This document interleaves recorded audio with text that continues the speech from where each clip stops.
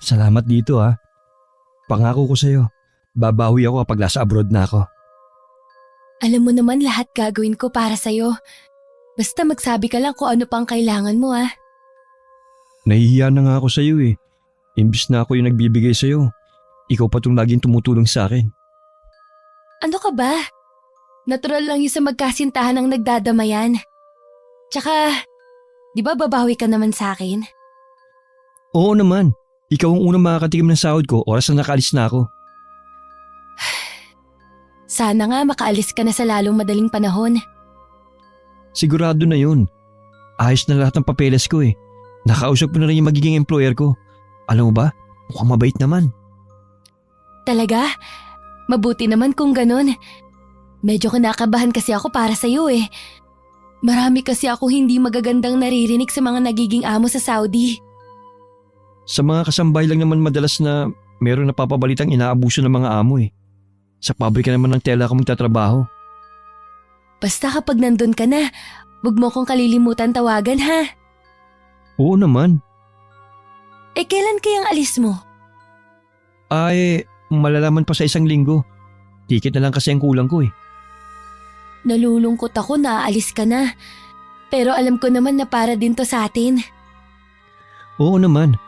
Gusto ko kasi bago tayo magsama, meron na tayong sariling bahay. Tapos bibili tayo ng pwesto sa talipapa para hindi ka na naglalako ng banana Q kahit sa katanghali ang tapat. Pero bago yon, kailangan muna natin maibalik ang perang ginastos mo sa paglalakad ng mga papeles mo. Ayoko kasing may bahay at pwesto nga tayo. May utang naman tayo. Ah, oo. Yun muna pala ang uunahin natin. Sorry mahal nakalimutan ko. Okay lang yun mahal. Naiintindihan ko naman. Alam mo ba ang lagi kong sinasabi sa mga kaibigan at pamilya ko? Na ikaw ang naging daan para matupad kong pangarap ko na makapagtrabaho sa ibang bansa. Hindi mo naman kailangan pang sabihin sa kanila. Nakakahiya naman. Tama lang yun na lagi kitang ipagmalaki sa kanila. Abot tenga ang ngiti ko ng mga oras na yun at nag-uumapaw pa ang saya sa dibdib ko. Dahil sa wakas malapit nang umalis si Harold. Nagbunga na rin ang pagsasakripisyo ko para matulungan ang nobyo ko. May 1 taon pa lang kami magnobyo ni Harold. Anak siya ng isang tricycle driver sa lugar namin. 7 sila magkakapatid at siya ang panganay. Nanay niya ang nag-aalaga sa maliliit pa niyang mga kapatid. Una kami nagkita nang minsan naglalako ako ng paninda kong banana Q. At nagtatrabaho naman siya sa isang construction site dito sa lugar namin. Mula nga noon madalas na kaming tuksohin ng mga katrabaho niya na bagay raw kami. Pagkatapos nga ng 1 linggo, niligawan niya ako. Dahil gusto ko rin siya, hindi na ako nagpakipot pa. Agad ko na rin siyang sinagot. Dahil malaki silang pamilya, hindi sapat ang kinikita niya para sa pamilya niya. Kaya madalas nakakahiram siya sa akin ng pera. At ako rin ang taya tuwing lumalabas kami. 3 buwan na ang nakakalipas nang magsabi siyang gusto niyang mag-abroad. Pero dahil sa kakapusan ng pera, hindi niya maasikaso ang mga kailangan niyang papeles. Kaya naman nagpresenta akong tutulungan siya sa lahat ng kailangan niya. Ako lagi ang nagbibigay ng panggastos niya tuwing lumuluwas siya. Hanggang makauwi, hindi pa rin maalis-alis ang ngiti ko sa labi. Nakikinikinita ko na kasi ang magandang buhay sa piling ng nobyo ko. Mukhang masaya ka yata ngayon na. Naubos bang paninda mo? Opo, Nay. Kulang pa nga eh. Pabuti naman. Tiyak marami ka ng ipon. Pwede ka na siguro magpatuloy sa pag-aaral mo sa 1 taon. Ha? Hindi pa po sapat, Nay. Tsaka, gusto ko po munang makatulong sa inyo ni Tatay. Mia, wala kami maipamamana sa inyo magkapatid kundi ang makatapos kayo ng pag-aaral. Wala kaming hihingi na kapalit sa pag-aalaga namin sa inyo. Basta makita lang namin kayong nasa maayos na kalagayan. Alam ko naman po yun. Si Carlito na lang po muna ang papagtapusin ninyo bago ako. Ako na lang po ang bahala sa pag-aaral ko para hindi na ako maging pabigat sa inyo.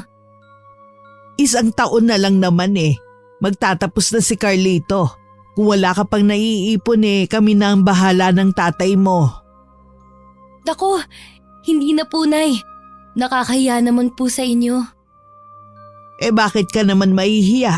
Anak ka namin kaya obligasyon ka namin ng tatay mo. Ayoko na po kasi kayo mahirapan pa ni tatay. Basta sa 1 taon, ituloy mo na ang pag-aaral kahit konti pa lang ang naiipon mo. Kami na ang bahala na pumuno sa kulang. Sige po, pag-iisipan ko po. Huwag mo nang pag-isipan pa, basta mag-enroll ka na sa pasukan. Hindi na ako nakapagsalita sa sinabing yun ni Inay. Hindi ko tuloy maiwasang kabahan na baka makatunog siya sa mga ginagawa ko sa kinikita ko. Nang dumating pa si Itay, sinabi pa ni Inay ang mga napag-usapan namin. Sinigundahan naman yun ni Itay. Mabuti pa nga daw mag-aral na lang ako kaysa maglako ng banana Q. Kinabukasan maaga akong gumayak para maglako ng sumang balinghoy na sinanay rin ang nagluluto. Sa hapon naman ako naglalako ng banana Q. Mabilis naman ako nakaubos ng paninda ko at kinulang pa nga. Madalas kasi yun na ang inaalmusal ng mga bata bago pumasok sa eskwelahan. Ganon din ang iba, na nasanay na yun ang laging almusal sa umaga imbis na kanin. Habang nasa daan nakasalubong ko si Harold, naglalakad siya sa makipot na iskinita na pinagtatakhan ko kasi hindi naman doon ang bahay nila. Sa ayos niya mukhang kagigising lang niya. Agad ako nagtanong na makalapit siya sa akin. Anong ginagawa mo dyan? Ano kasi, birthday ni Chris kaya may konting inuman kagabi.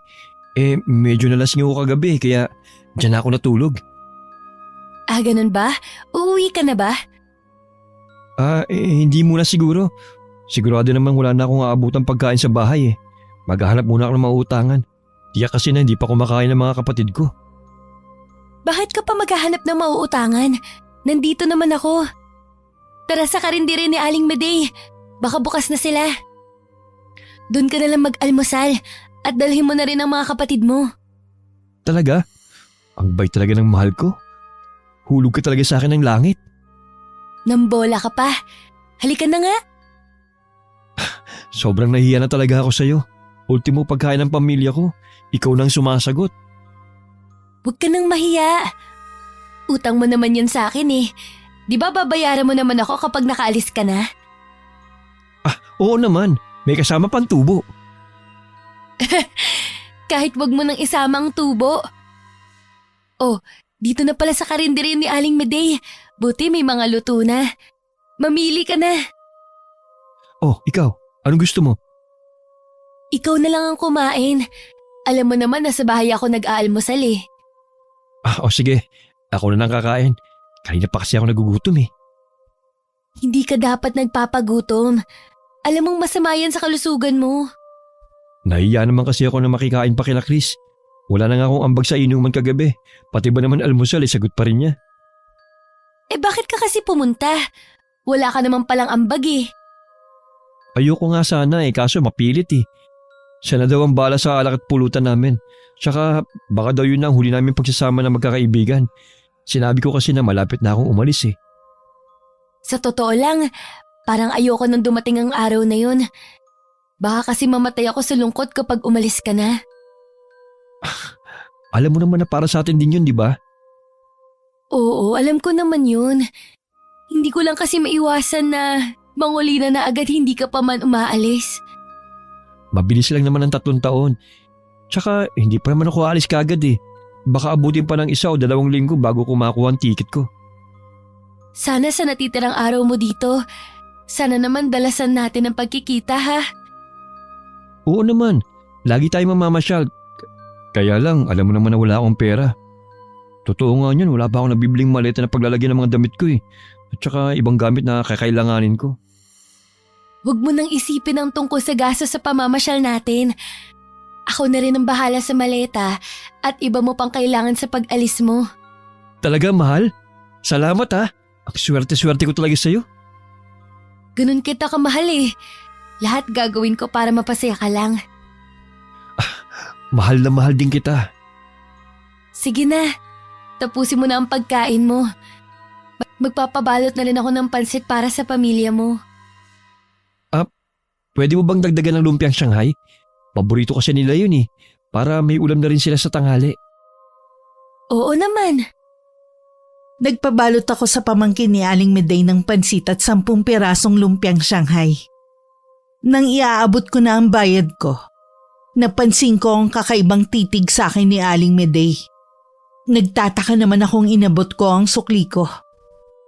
Nang makaalis kami sa karinderya ni Aling Meday, napalingon pa ako sa kanya. Nakasunod pa rin siya ng tingin sa akin. Kilalang mabait na byuda ang nasa 40 pa lang na babae. Wala silang anak ng yumao nitong asawa. Kaya pamangkin lang ang katulong niya sa negosyo niya. Mula nang maging kami ni Harold, napansin kong hindi na ako masyadong iniimik ni Aling Meday, na lalo kong ipinagtataka. Madalas din niya akong iwasan, na ipinagkikibit-balikat ko na lang. May problema ba? Bakit kanina ka palingon ng lingon? Walang bang sukli sa'yo ng gurang na yun? Hindi naman. Tsaka wag mo namang tawagin na gurang si Aling Meday. Nasa 40 pa lang ang edad nun. O anong problema? Bakit lingon ka ng lingon sa kanya? Nahihiwagaan lang kasi ako sa kanya. Iba kasi yung tingin niya sa akin eh. Tsaka hindi na rin niya ako masyadong kinakausap. Buti nga hindi na kayo ganun kalapit. Bakit parang galit ka sa kanya? Ngayon ko na ito sasabihin sa'yo, mahal. Pero matagal na akong naiinis sa kanya.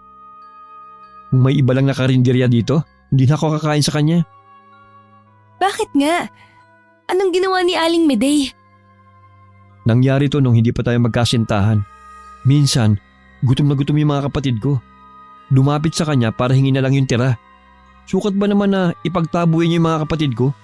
At ang ginawa pa niya, itinapon niya yung ulam sa lupa at ipinadampot sa mga kapatid ko. Ginawa niya yun? Parang hindi naman ganun ang pagkakakilala ko sa kanya. Mabait na tao si Aling Meday. Mabait lang siya kapag ang kaharap niya may pera. Pero sa mga katulad ko na kahit isang tuka ang paningin niya, hindi maganda ang trato niya.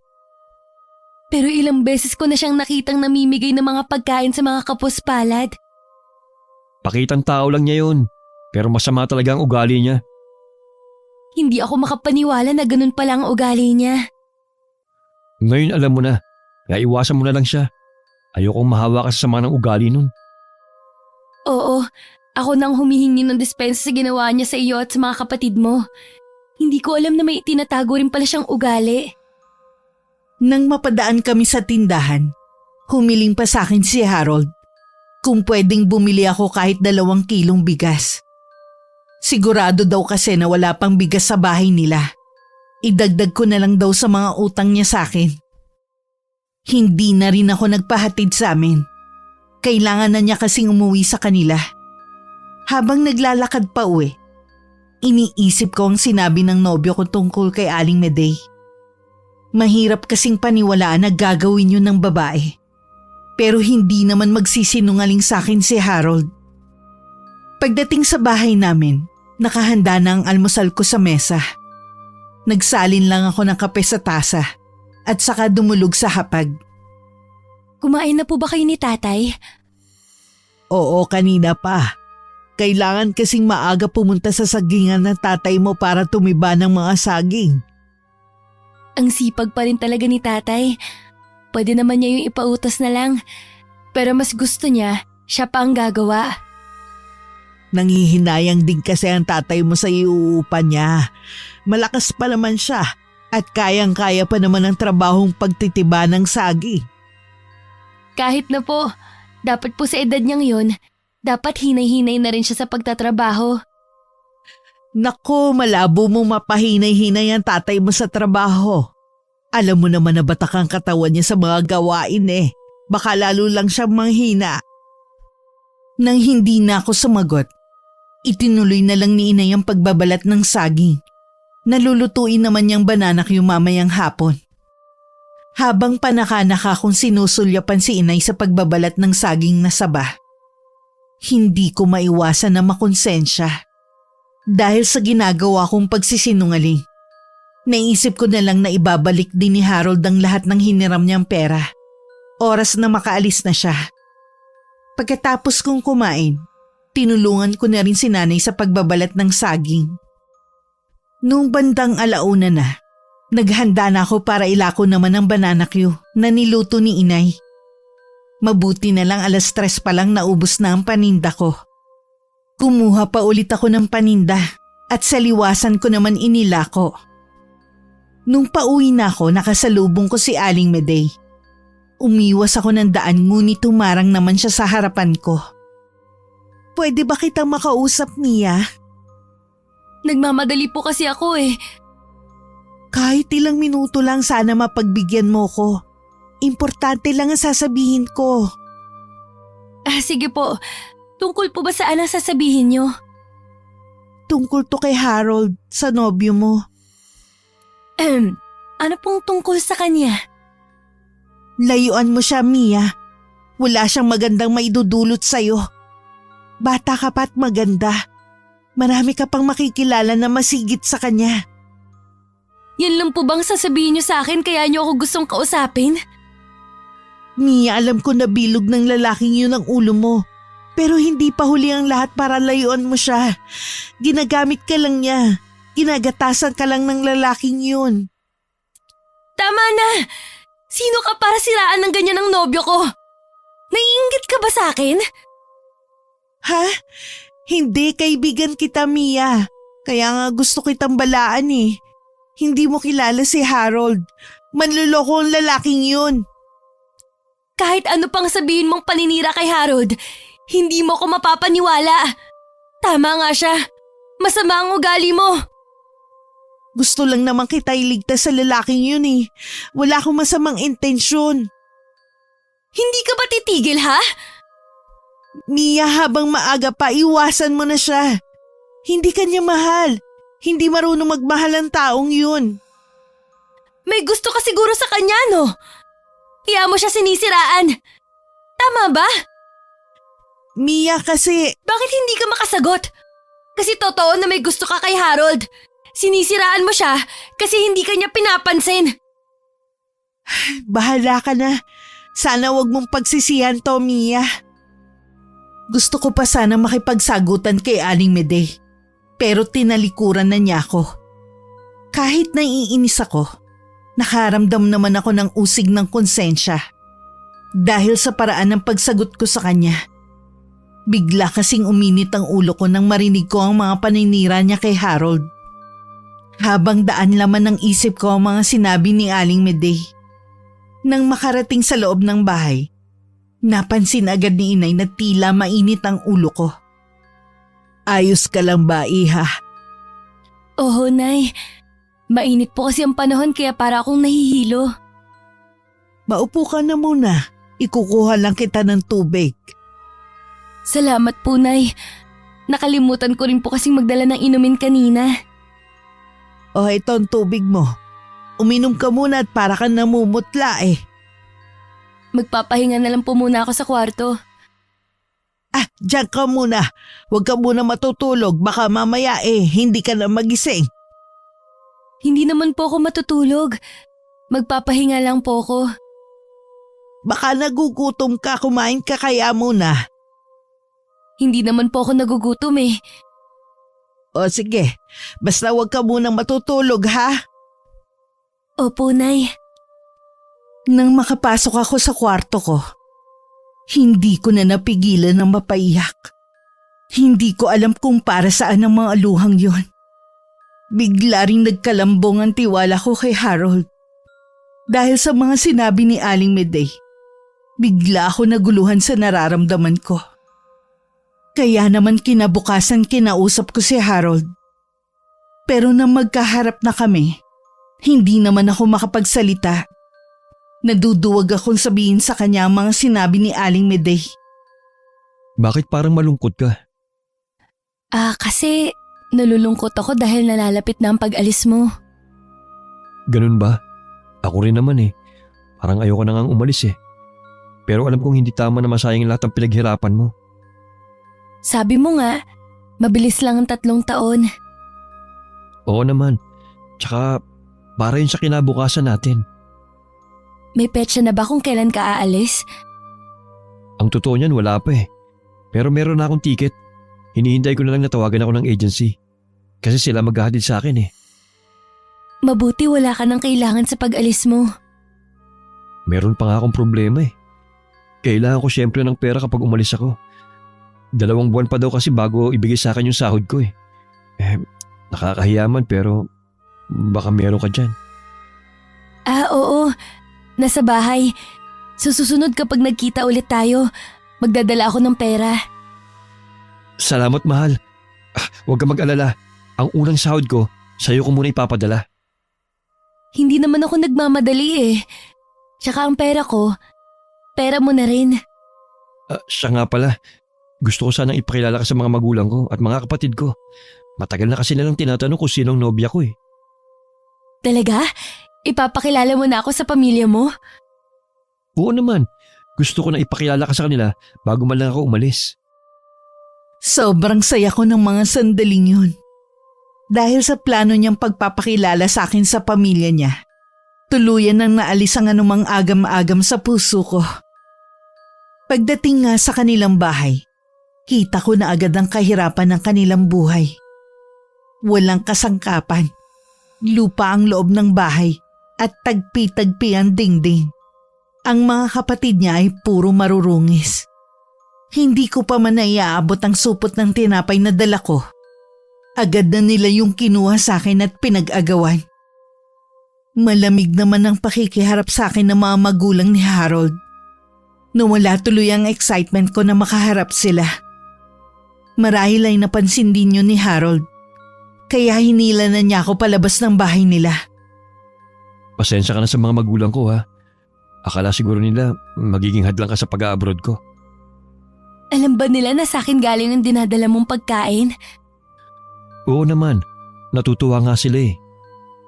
Sabihin mo na lang na kapag umalis ka na, ako na munang bahala sa kanila. Talaga? Salamat ha. Pamilya ko na rin sila. Kaya sa abot ng aking makakaya, aalagaan ko din sila. Ang swerte ko talaga sa'yo, mahal. Namasyal na lang kami ni Harold. Namili rin kami ng bigas at pagkain para sa pamilya niya. Sa kabila nun, malamig pa rin ang pakikiharap sa akin ng mga magulang ni Harold. Inintindi ko na lang. Baka kako iniisip nila. Magiging kahati nila ako sa sasahurin ni Harold sa pagtatrabaho sa ibang bansa. Hindi na rin ako nagtagal. Sa tapat ng bahay nila ipinara na niya ako ng tricycle. Bago ko sumakay, ipinaalala pa niya ang perang kakailanganin niya. Pagdating sa amin agad kong kinuha sa loob ng tukador ang kahon ng sapatos, kung saan ko tinatago ang perang iniipon ko. Nang bilangin ko yun kasama ng mga barya, nasa 20,000 na lang yun. Kinabukasan nagkita kami ni Harold sa lugar kung saan kami nagkikita. Ibinigay ko sa kanya ang huling perang naipon ko sa pagtitinda ng banana Q. Ito lang ba? Ha? Bakit? Kulang ba? Kasi mahal, 2 buwan akong walang sahod dun eh. Hindi naman libre yung pagkain ko ron. Kukulangin talaga to eh. Kasi yan na lang ang natitira kong pera eh. Ilang buwan ko din yung inipon. Gagamitin ko sana yan sa pag-aaral. Kulang talaga to mahal eh. Tsaka, hindi mo naman kailangan mag-aral ulit. Hindi mo naman yun magagamit kapag mag-asawa na tayo. Ang gusto ko kasi, ako lang yung magtatrabaho at ikaw naman nasa bahay lang. Sabagay nga, tama ka rin. Hindi ko rin magagamit ang pinag-aralan ko. Ayoko naman na talagang mag-aral eh. Sina inay at itay lang talaga ang mapilit. Paano kaya to? Problemado pa ako kung saan ako hihiram. Wala ka bang mahiraman sa mga kaibigan mo? Nanghiram na ako sa kanila nung nakaraan eh. Pare-pareho kaming gipit din eh. O sige, gagawa ko ng paraan. Bago ang araw ng pag-alis mo, ibibigay ko sa iyo yung pera. Tumawag pala yung agency. Sa makalawa na pala yung lipad ko. Bakit biglaan naman? Kahit nga ako nagulat eh. Siguro ganun talaga. Baka pwede ako manghiram sa mga magulang ko. Mababait naman ang mga yun eh. Sana makagawa ka ng paraan, mahal. Ayoko masayang ang oportunidad na to na makaahon sa hirap. Oo, pangako. Gagawa ko ng paraan. Hindi ako papayag na hindi ka matuloy sa pag-alis mo. Yumakap pa sa akin si Harold na ginantihan ko naman na mahigpit na yakap. Naiiyak na rin ako dahil ilang araw ko na lang siyang makakasama. Hindi pa man dumarating ang araw na yun, nangungulila na ako sa kanya. Nung makauwi ako sa amin, naabutan ko si inay sa kusina. Agad siyang ngumiti nang makita ko. Dumating ka na pala. Umalis ang tatay at kapatid mo. Pumunta sila sa bayan, may bibilhin lang daw. Kumusta na ang lakad mo? Ayos naman po. Bakit parang naiiyak ka dyan? Ho? Kasi po yung kaibigan ko po nagpaalam na kanina na aalis na sa Makalawa. Magtatrabaho na po siya sa Saudi. Talaga? Sino tong kaibigan mo na to? Hindi niyo po kilala, Nay. Bago ko lang po siyang naging kaibigan. Ganun talaga, walang permanente sa buhay natin. Kaibigan man yan o bagay. Kaya matuto tayong pahalagahan sila habang kasama pa natin. Kaya nga po lagi kami nakikita dahil ilang araw na lang po aalis na siya. May iba nga pala ako. May pera na pala ako dyan na naitatabi. Pwede ka na mag-enroll ulit. Sige po. Mukhang apektado ka talaga sa pag-alis ng kaibigan mo Ngayon lang po to. Kapag umalis na po siya masasanay na rin akong hindi kami nagkikita. Nang makatapos sa ginagawa si nanay sa may kusina, nagpaalam lang siya sa akin na pupuntahan ng kapitbahay naming matandang may sakit. Tumango lang naman ako. Nang makalabas si inay, agad ako nagtungo sa kwarto nila. Hinanap ko sa ilalim ng hinihigaan nila ang baol na pinaglalagyan nila ng pera. Nang buksan ko nga ang lumang baol, labis ang pagkamangha ko dahil sa napakaraming perang naroon. Nanginginig pa ang kamay ko na kinuha ang ilang papel. Sa isip, humihingi ako ng kapatawaran sa gagawin ko sa mga magulang ko. Kinabukasan, maaga akong umalis dala ang perang lihim kong kinuha at ang paninda kong sumang balinghoy. Nang maubos ang paninda ko, agad ako nagtungo sa tagpuan namin ni Harold. Dala mo na ba yung pera? Oo, ito na. Ang laki nito Buti pinaharap ko ng mga magulang mo. Oo naman. Sabi ko nga sa'yo, mababait sila. Salamat mahal Talagang hulog ka sa akin ng langit. Kahapon pa talaga ako namumroblema Buti nagawa mo ng paraan. Sabi ko naman sa'yo gagawan ko ng paraan. O paano? Kailangan ko nang umuwi. Mag-aayos pa kasi ako ng mga gamit ko Maga kasi ang alis namin bukas. Sa agency na lang kami matutulog para hindi kami mahuli sa eroplano. Hindi ba pwede na ihatid man lang kita? Pasensya ka na mahal Mahigpit kasi ang mga tao sa agency. Hindi pwedeng may kasamang pamilya. Ganun ba? Pero huwag ka mag-alala. Pag uwi ko, babawi ako sa'yo. Lilibuti natin ang buong Pilipinas. Ako naman nililibre sa'yo. Basta, mag-iingat ka dun ha. Huwag mong pababayaan ang sarili mo. Huwag ka rin magpapalipas ng oras ng pagkain. Tsaka, lagi mo kong tatawagan ha. Oo mahal. Lahat ng sinabi mo gagawin ko. Pasensya ka na.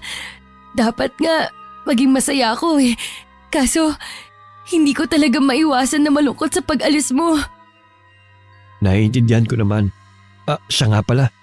Ikaw na sana ang bala sa pamilya ko habang nasa malayo ako. Ikaw lang kasi ang pwede kong asahan Oo, wag mo na silang intindihin. Ako nang bahala sa kanila. Niyakap ko ng mahigpit si Harold habang umiiyak. Nang mga sandaling yun, parang ayaw ko nang bumitiw sa pagkakayakap sa kanya. Dama ko rin sa mga yakap niya ang lungkot. Hindi nagtagal umalis na rin si Harold. Ako naman naiwang umiiyak pa rin. Kinalma ko munang sarili ko bago umuwi sa bahay. Paulit-ulit ko rin sinabi na ang ginawang pag-alis ni Harold ay para din sa amin. Kahit wala akong ganang kumilos, ginawa ko pa rin ang dati ko nang ginagawa. Sa umaga ang maglako ng sumang balinghoy. At sa hapon ay ang paborito ng lahat na banana cue ni nanay. Araw-araw ko rin dinadalhan ng pagkain ng pamilya ni Harold. Nung pauwi na ako sa amin, nakasalubong ko naman si Aling Medey. Nagdala ka na naman ba ng pagkain sa pamilya ni Harold? Wala ka nang pakialam doon. Ibang klase rin talaga ang pamilyang yan. Hindi ko alam kung saan sila kumukuha ng kapal ng pagmumukha. Pwede bang tumigil ka na? Hindi ako papayag na bastusin mo ang pamilya ng nobyo ko. Bakit ikaw nagpapakain sa pamilya niya imbis na siya? May 1 linggo na siyang umalis papuntang ibang bansa. Kaya habang wala siya at nagtatrabaho sa malayo, ako na munang bahala sa pamilya niya. Yun bang sinabi niya sa'yo na magtatrabaho siya sa ibang bansa? Naniwala ka naman. Tumigil ka nga sa kakatawa. Wala namang nakakatawa eh. Ikaw nakakatawa, Mia. Yang katangahan mo. Siguro marami ka ng perang naibigay sa kanya, no? Eh ano kung binibigyan ko siya ng pera? Babayaran naman niya yun kapag nakabalik na siya galing ibang bansa. Napakatanga mo para paniwalaan ang sinasabi niyang pupunta siya sa ibang bansa. Baka sa mga oras na to nagliliwaliw na yun kasama ng ibang babae at ginagastos ang perang galing sa'yo. Wala ka ba talagang gagawin kundi siraan si Harold? Ano bang ginawa niya sa'yo para siraan mo siya? Samantalang ikaw nga tong may malaking atraso sa kanya. Ako? May malaking atraso sa kanya? Yan bang sinabi niya sa'yo? Oo, at naniniwala ako sa kanya. Hindi ko akalain na mas tanga ka pa pala sa inaasahan ko. Walang gamot sa katangahan. Kaya bakit ba ako nag-aaksaya ng oras sa'yo? Hindi ako tanga. May tiwala lang ako kay Harold. Hindi mo ako basta mapapaniwala sa mga sinasabi mo. Hindi ko na hinintay na makasagot pa si Aling Medey. Mabilis ko na siyang tinalikuran. Alam ko kahit hindi ako lumingon, nakasunod pa rin ang tingin niya sa akin. Pagdating sa bahay, naabutan kong umiiyak si nanay. Hindi rin maipinta ang mukha ni Itay. Tahimik naman na nakaupo sa upuan ng kapatid ko. Ano pong nangyayari dito? Bakit ka umiiyak, Nay? Nawawala ang perang inipo ko. Wala man lang itinira magnanakaw. Gagamitin pa naman yun sa graduation ng kapatid mo at sa pag-aaral mo. Sigurado po ba kayo? Baka naman po kung saan nyo lang nailagay. Hinalughog na namin ng tatay at kapatid mo ang buong bahay. Wala talaga. Sigurado kung pinasok tayo. Ano po bang nawala sa atin? Yung pera ko lang na naitatabi. Baka yung pera mo baka nadali rin, tignan mo. Opo, Nay. Titingnan ko po ngayon. Kabado akong pumasok sa kwarto ko. Nagkunwari akong may tinitingnan. Dahil bukas ang pinto ng kwarto, narinig kong sinabi ng Itay na pupunta siya ng barangay hall para ipablatter ang nangyari. Narinig kong sumama ang kapatid ko. Napasandal na lang ako sa dingding. Para kasing anumang oras bibigay ang tuhod ko. Ilang sandali pa, pumasok si Inay. Ano? Nawala rin ba ang pera mo? Po, wala nga po dito sa pinaglagyan ko. Paano kung kakalma sa isang iglap na wala ang perang matagal nating pinag-ipunan? Tahan na po, Nay. Baka mapano pa kayo sa kakaiyak nyo. Kumalma po muna kayo. Baka po may magawa pa si Itay. Hintayin na lang po natin sila. Ay, iniisip ko kung sino gagawa nito sa atin. Naging mabuti naman tayo sa mga kapitbahay natin. Ni isa wala naman tayong nakakaaway. Baka naman po natiktikan lang kayo na may pera. Hindi po kaya baka po isa sa mga kumukuha ng banana cue natin? Imposible naman, hanggang dito lang naman sila sa labas ng bahay natin. Tsaka sandali lang naman sila, maalis din agad. Wala rin po akong naisip na taong gagawa nito sa atin. Nagtataka lang ako. Bakit tila alam nung tao na yun ang pinaglalagyan natin ng pera? Bakit wala nang ibang nawala sa mga gamit natin? Hindi ko rin po alam, Nay. Nang bumalik sina Itay at Carlito, nagkulong na lang ako sa kwarto ko. Nagdahilan na lang ako kay Inay na masama ang pakiramdam ko. Nauunawaan naman niya ako. Ayoko lang kasi na marinig ang iba pang sasabihin ng Itay. Baka hindi ako makapagpigil. Maibulalas ko sa kanila na ako nagdakaw ng pera nila. Hindi rin ako kumain ng gabing yun. Kinabukasan naman tanghali na ako lumabas ng kwarto. Inaasahan ko nang hindi magluluto ng sumang balinghoy si Inay. Dahil sa nangyari, hindi ko na rin inabot si Carlito at Itay. Saan po nagpunta si Itay? Pupuntahan niya yung pinsan niya sa kabilang bayan. Susubukan daw niya manghiram ng pera. May babayaran kasi ang kapatid mo sa eskwelahan nila eh. Ngayon nga, ultimo pambili ng asukal, wala tayo. Paano ang pagtitinda natin? Ganun po ba? Patawarin niyo po ako, Nay.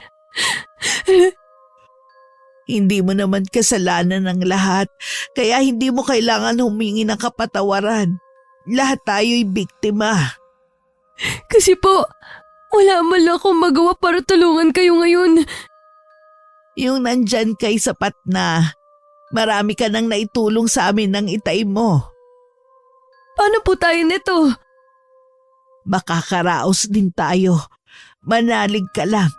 Kaya natin tong lampasan basta sama-sama tayo. Opo, susubukan ko rin na humiram sa mga kakilala ko. Pwede naman ako humiram sa Bombay ng pera na gagamitin natin sa puhunan. Kailangan natin makapagsimula muli. Sige po, Nay. Tutulong na lang po ako sa pagbabayad.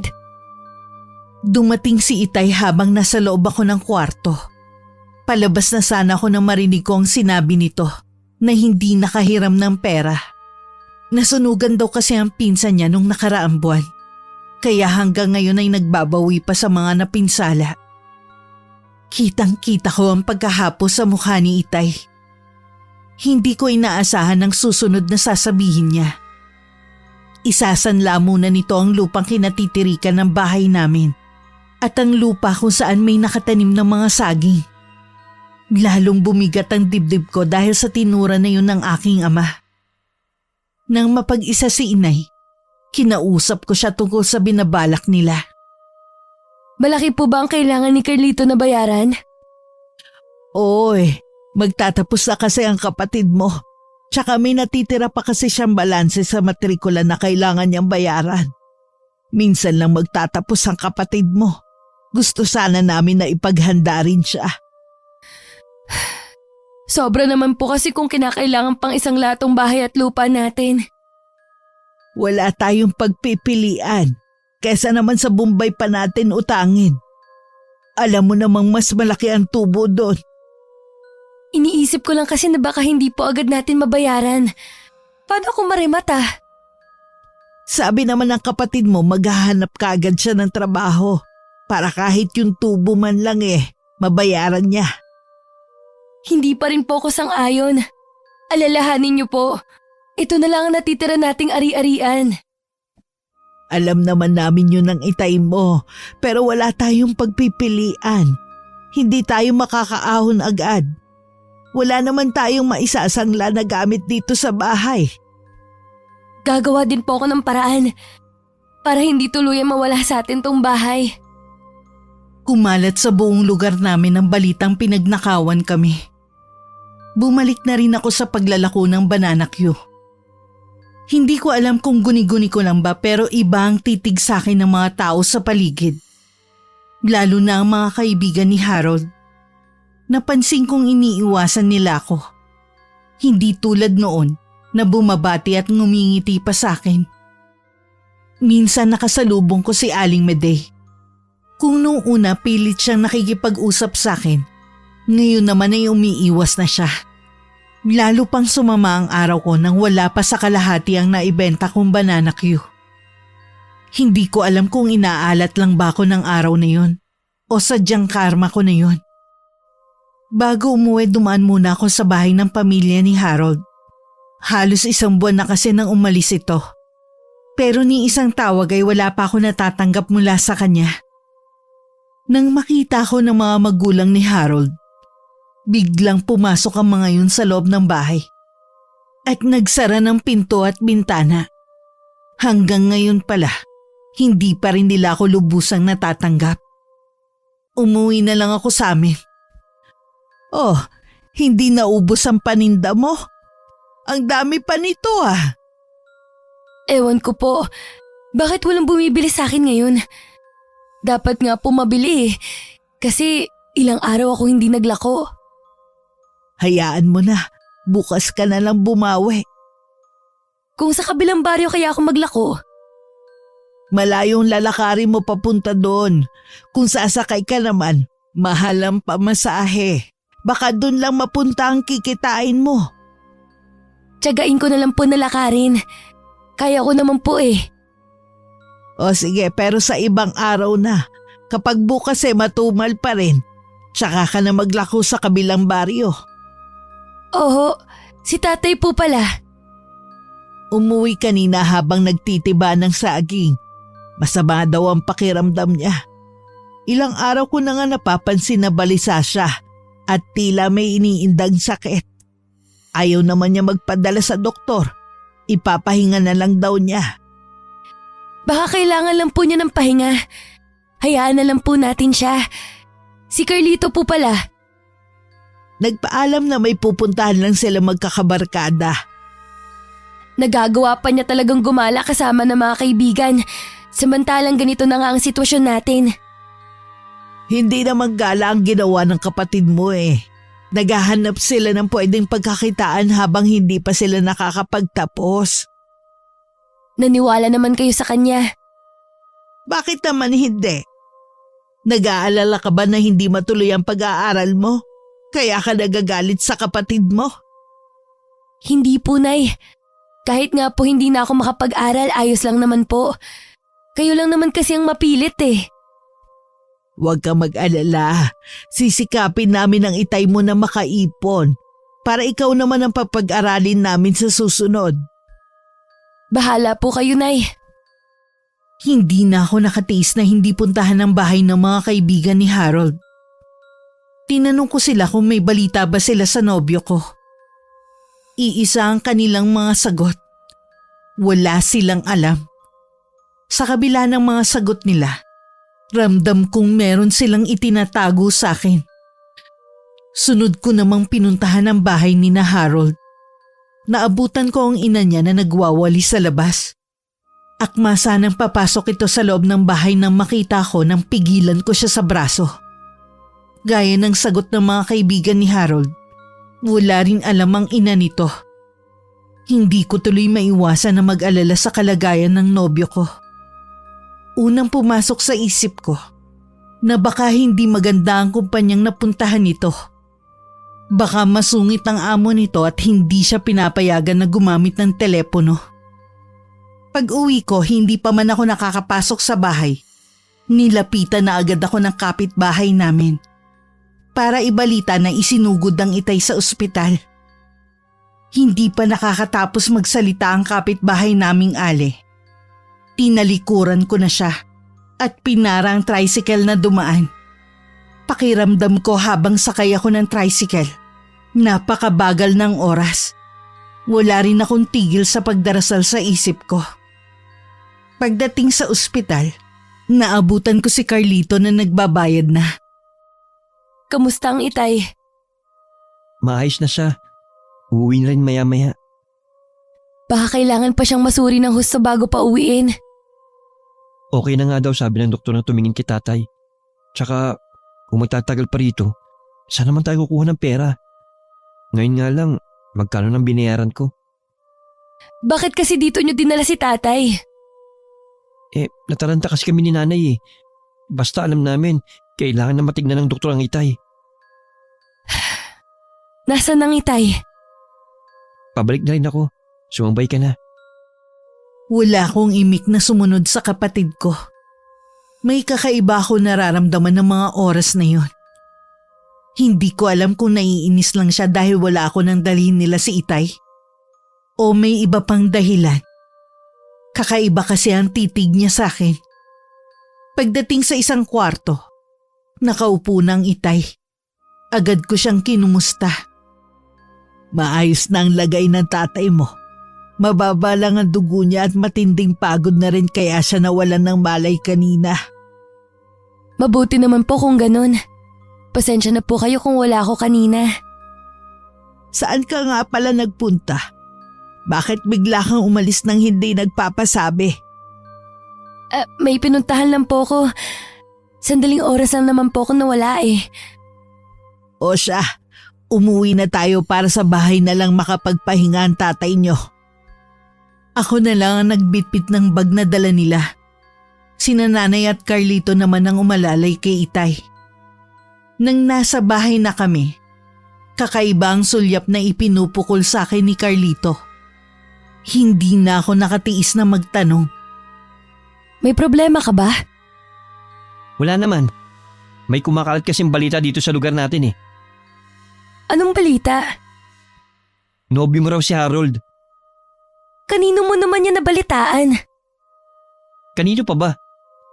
Sa mga tambay at chismosa sa labas. Wala naman sigurong masama kung magkarelasyon kami. Nasa tamang edad naman na ako. Wala nga siguro. Pero bakit sa tao pang yun? Binata naman si Harold ah. Anong masama dun? Anong masama, ha? Manloloko ang lalaking yun. Baka isa ka na rin sa naloko niya. Yang bibig mo! Hindi mo namang kilala yung tao para sabihin na manloloko. Ano hindi ko kilala? Kilalang kilala ang lalaking yun sa lugar natin.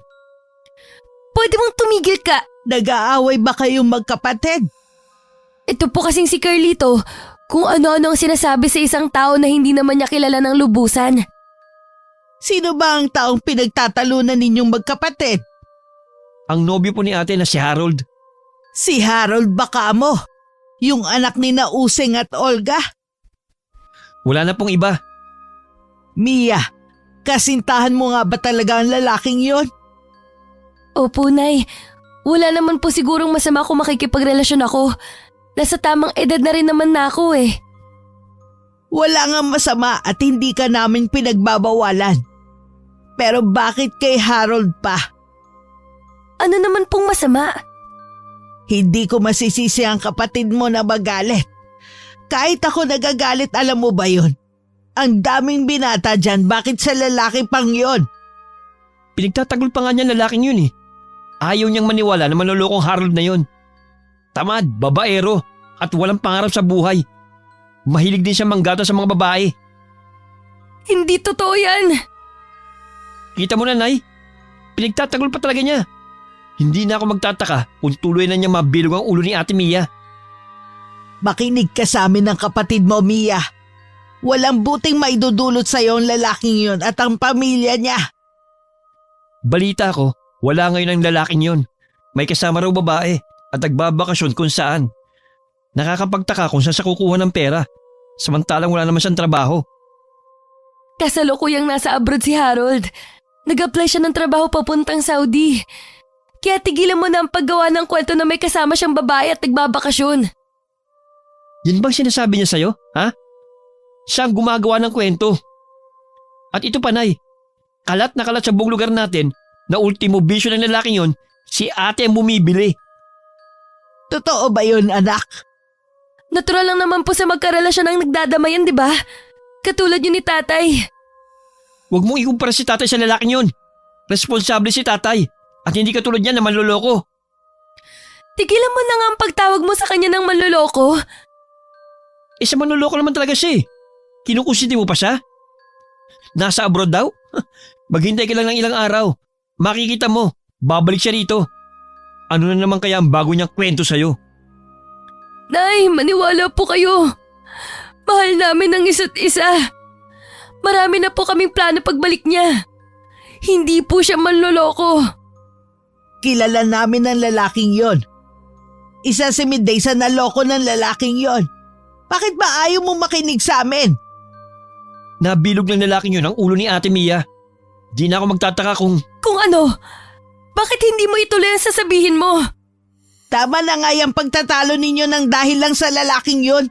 Kung totoo ang sinasabi mo na nasa abroad ang lalaking yon, ikaw ba ang tumulong sa kanya para makaalis?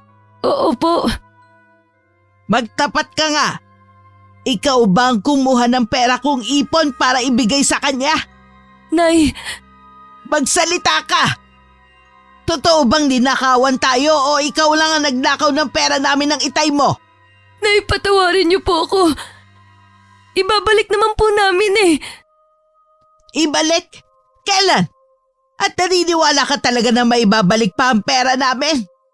Magtiwala naman po kayo, Nay. Hindi po magagawa ni Harold na hindi ibalik ang pera. Nangako siya. Tumigil ka na nga sa pagtatanggol mo sa oportunistang lalaking yon. Hindi ka talaga nag-iisip dahil napaniwala ka sa huwad na pag-ibig niya. Ano ka ba, Mia? Takatuntong ka naman sa koleyo. Bakit hindi mo ginamit yung utak mo? Hindi mo man lang inalam kung totoong mag-a-abroad ang lalaking yon. Ikaw pa naman ang panganay. Bakit ikaw pa ang nagdala sa amin sa ganitong sitwasyon? Hindi ka na naawa sa itay mo na halos magpakakuba na para lang maibigay sa atin ang ginhawa na hindi namin naranasan noon. Nay, patawarin niyo po ako, Nay. Hindi kita mapapatawad kapag may masamang nangyari sa mga magulang natin. Napahagulgol na lang ako ng malakas habang sinusundan ko sila ng tingin. Mula ng araw na yun, ramdam ko nang nag-iba na ang kanilang pakikitungo sa akin. Hindi man ako pinagsabihan ng itay. Ramdam ko naman ang malamig niyang pakikitungo sa akin. Hindi na lang ako sumasabay sa kanila sa pagkain. Lagi na lang ako nagpapahuli. Hindi rin naman nila ako tinatawag para sumabay sa kanila. Isang umaga, nakita kong nagluto si inay ng sumang balinghoy. Ngunit sa pagkadismay ako, sa kapitbahay niya yung pinalako imbis na sa akin. Kahit ang banana Q, hindi na rin niya sa akin pinalalako. Makailang beses din ako nagpabalik-balik sa bahay ng pamilya ni Harold. Pero hindi nila ako hinaharap. Habang naglalakad, naisipan kong puntahan ang mga kaibigan niya. Sa isang palikong eskinita, naroon ang 3 kaibigan ni Harold. Nakatalikod sila sa akin kaya hindi nila namalayan ang paglapit ko. Bago pa nila ako mapansin, narinig ko ang sinabi ng isa sa kanila. Dumating na raw kahapon si Harold galing bakasyon. Marami di umano itong dalang pasalubong sa kanila at nagyayayang uminom sila. Bago pa nila ako makita, mabilis na akong umalis. Hilam na ang mga mata ko sa luha nang makauwi ako. Sa kabila ng nalaman ko, umaasa pa rin ako na baka isang masamang biro lang ang lahat ng yun. Nung hapon ding yun, pinuntahan ko ang bahay ng isa niyang kaibigan. Madalas na doon tumatambay si Harold at ang iba pa. Sa likod ng bahay sila itinuro na napagtanungan ko. Sa bilog na mesa, nakapaikot ang 4 na kalalakihan at isang babae na halos kita na ang kaluluwa sa suot. Kabilang na dun si Harold. Nakayakap pa sa kanya ang babae at masayang nagtatawanan. Isang kaibigan ni Harold ang nakapansin sa akin. Nang lumingon sa akin si Harold, para siyang ibinabad sa suka sa sobrang pamumutla. Mabilis din siyang lumapit sa akin. Nakikiusap ako sa'yo. Huwag ka naman mag-iskandalo rito. Kailan ka pa dumating galing sa abroad? Mabuti pa doon tayo mag-usap. Huwag dito. Ayoko! Dito lang tayo mag-usap para marinig din ng babaeng yan at ng mga kaibigan mo ang sasabihin ko. Mia, nakikiusap ako. Totoo bang galing ka sa bakasyon kasama ng babaeng yan? Alam ba niya na pera ko at pera ng mga magulang ko ang ginastos niyo, ha? Hayaan mo ko magpaliwanag. Totoo naman na mag-a-abroad ako eh. Hindi nga lang natuloy nung nakaraan kasi nagka-aberya sa biyahe. Huwag ka nang gumawa ng bagong kasinungalingan. Hindi na yan bebenta sa akin. Ibalik mo na lang ang pera ko. Ibabalik ko naman sa iyo eh. Bigyan mo lang ako ng ilang araw. Ibig sabihin inubos yun ng babaeng yan ng pera ko? Hindi mo man lang ako pinasalubungan sa sarili kong pera? Mia, huwag ka naman sana maniwala sa mga nadidinig mo sa ibang tao. Hindi kita niloko. Gusto mo pang mandamay ng ibang tao? Ang kapal na mukha mo! Tama nga ang pamilya ko. Isa kang oportunista. Kayo, ng buong pamilya mo. Kitang-kita naman sa klase ng buhay na meron kayo. Tumigil ka na nga. Ikaw ang tumigil. Kapag hindi mo ibinalik ang pera ko, ipagkakalat ko ang ginawa mo sa akin. Hindi mo gagawin yan. Magkakasubukan tayo ngayon. Isang malakas na sampalang ibinigay ko sa kanya. Narinig ko pa ang malakas na pagsinghap ng babaeng kasama nila. Nang isa-isa kong tingnan ng mga kaibigan niya, lahat sila hindi makatingin ng diretso sa akin. Kahit ang babae tumungo ng tingnan ko ng masama. Akmang lalapit at hahawakan ako ni Harold nang pumiksi ako. Kulang na lang patayin ko siya sa tingin para mabuwal na siya sa harapan ko. Kuyom na kuyom ang kamao ko at parang gusto kong manakit. Huminga na lang ako para kahit papano gumaan ang pakiramdam ko. Tsaka ako umalis sa lugar na yon. Habang palayo, hindi ko na napigilan ng umiyak. Hindi ko akalaing makakasalubong ko si Aling Medey. Iiwas sana ako pero tinawag niya ako. Namalayan ko na lang na nasa bahay na niya ako. Siguro alam mo na. Oo. Ang tanga-tanga ko. Tama ka nang sabihan mo na tanga ako. Tama si inay na sabihin niyang tanga ako.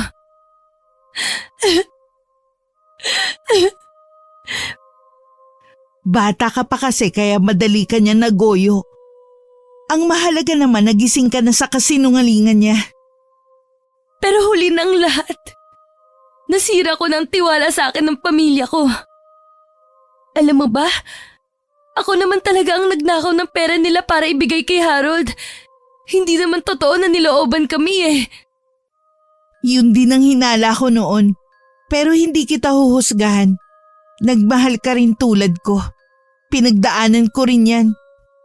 Ginawa rin ni Harold sa'yo ang ginawa niya sa akin? Oo, kaya sobra akong nag-alala sa'yo noon. Binalaan pa niya ako na huwag mangingialam. Pero hindi ko matiis. Kaibigan na kasi ang turing ko sa'yo sa kabila ng agwat ng edad natin. Nagawa pa kitang awayin nun. Sorry ha. Wala yun sa akin. Hindi naman ako totoong galit sa'yo noon.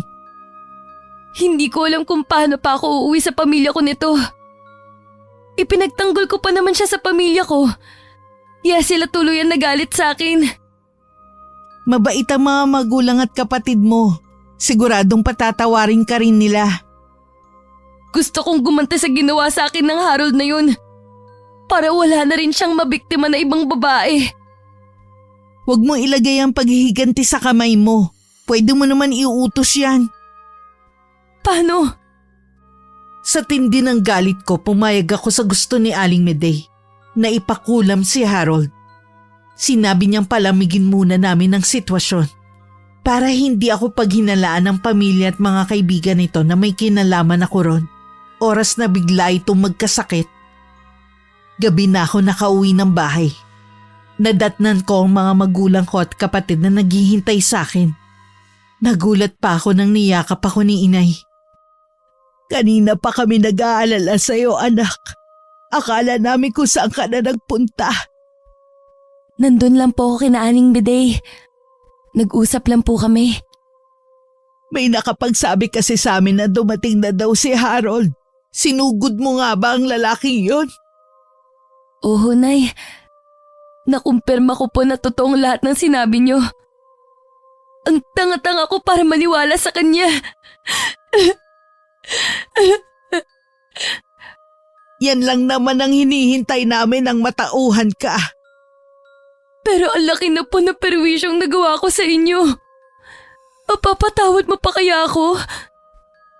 Oo naman, pera lang yun. Ang importante hindi ka tuluyan na pariwara ng dahil sa lalaking yon.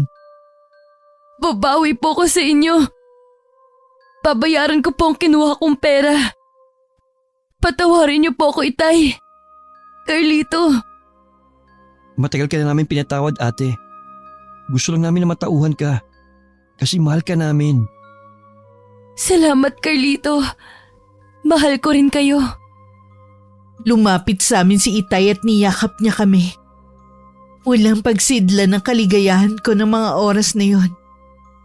Nawala na rin ang isang bagay na nagpapabigat sa dibdib ko.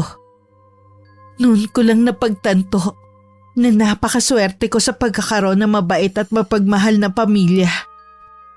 Sinabi ko kay inay na balak kong magtrabaho sa abroad para matubos ko ang bahay at lupa namin na nakasanla. Yun lang kako ang paraan para mabawasan ang kasalanan ko sa kanila. Gusto ko rin makalimutan ang masalimuot na pangyayaring yun sa buhay ko. Habang naghihintay ako sa pag-alis ko, naglalako pa rin ako ng banana cue sa hapon. Madalas ko rin makita si Harold pero hindi ko nalang pinapansin. Kailangan ko kasing ipakita na hindi na ako apektado sa kanya. Tama yan para hindi ka mapaghinalaan ng ibang tao. May nakausap na ako na gagawa ng kulam sa kanya. Mabuti naman, hindi na ako makapaghintay na makita siyang naghihirap. Isang usika na mula pa sa malayong lugar ang nakausap ko. Sa pamamagitan lang ng salita niya, maaari na niyang mapinsala ang taong gusto nating paghigantihan. Litrato at pangalan lang ang kailangan niya. Kailan ka pupunta sa kanya? Bukas ng hapon. Gusto kong sumama. Wag na. Hintayin mo na lang ang resulta.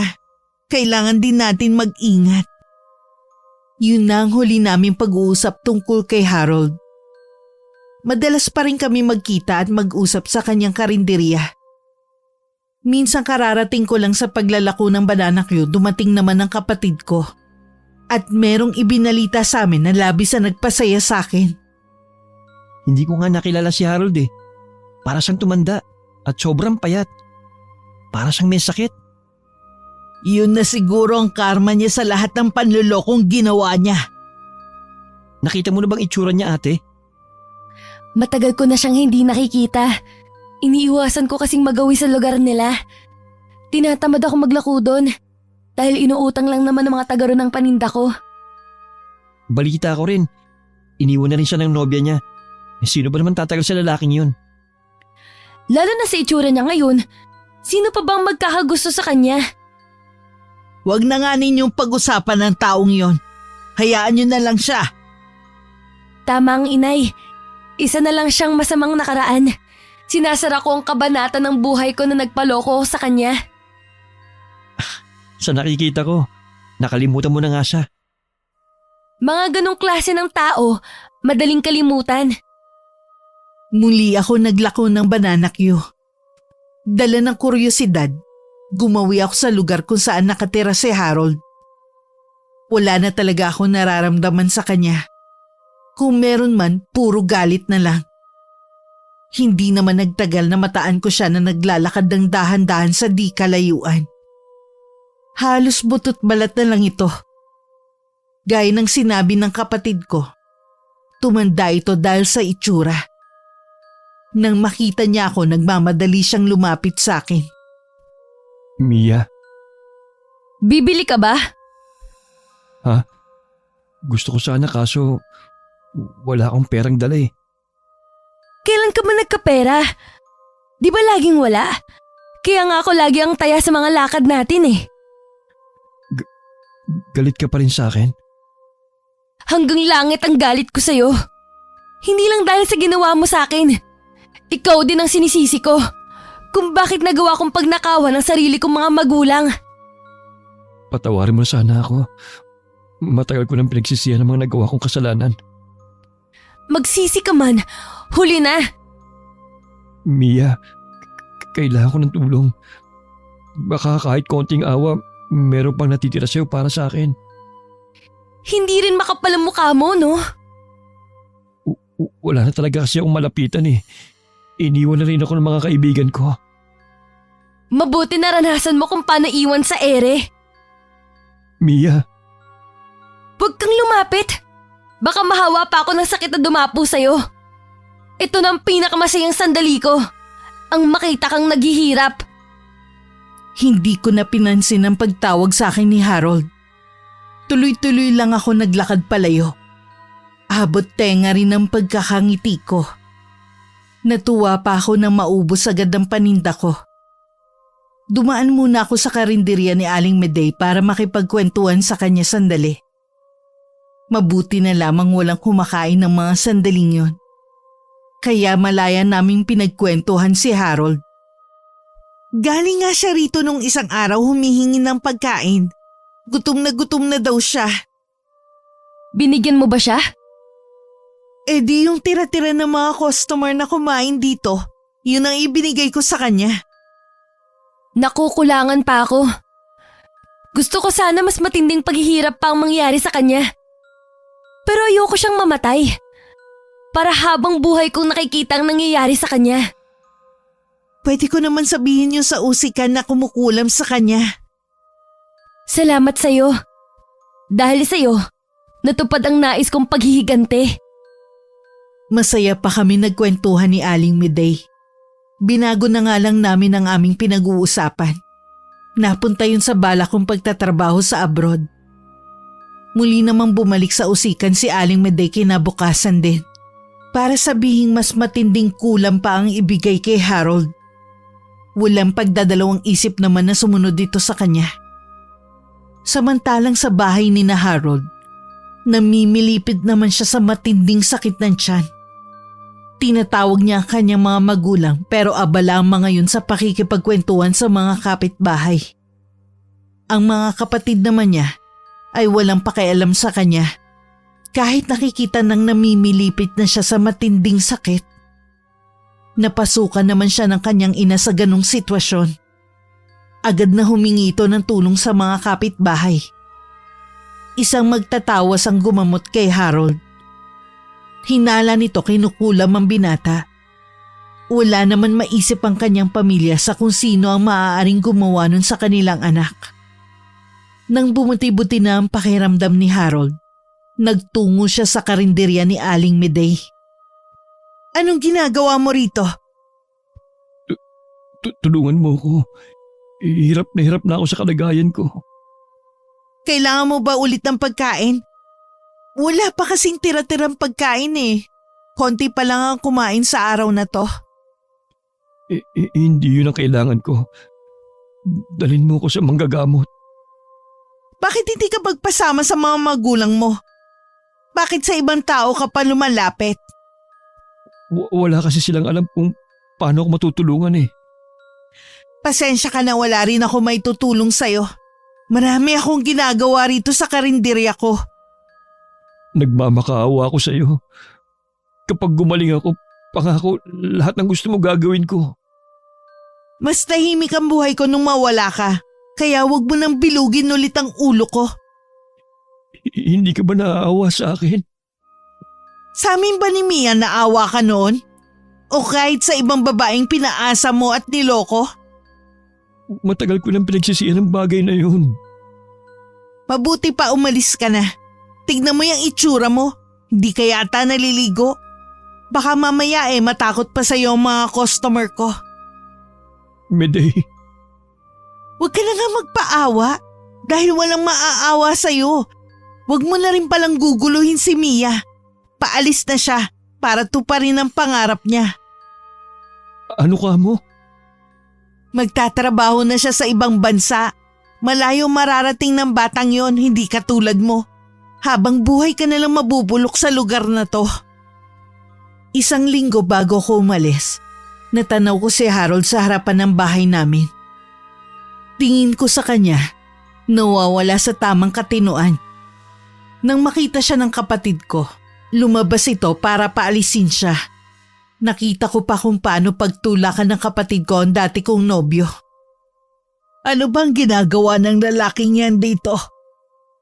Hindi ko nga po alam eh. Grabe pala talagang nangyari sa kanya, no? Mas matindi pa sa karma ang dinadanas niya ngayon.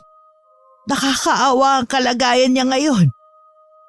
Sinabi niyo pa po, magsilbi na sanang aral yan sa kanya at sa iba pang katulad niya.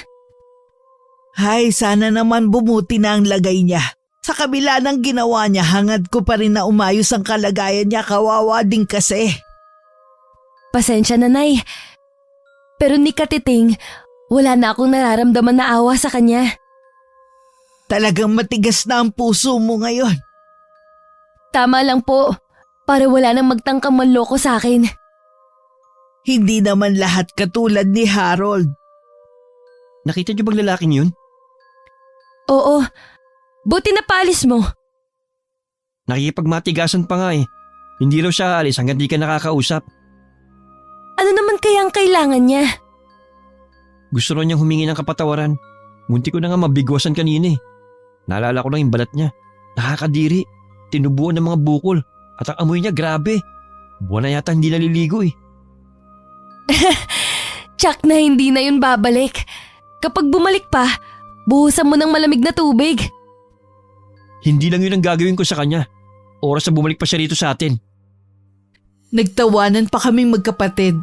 Samantalang naiiling naman sa amin si Inay.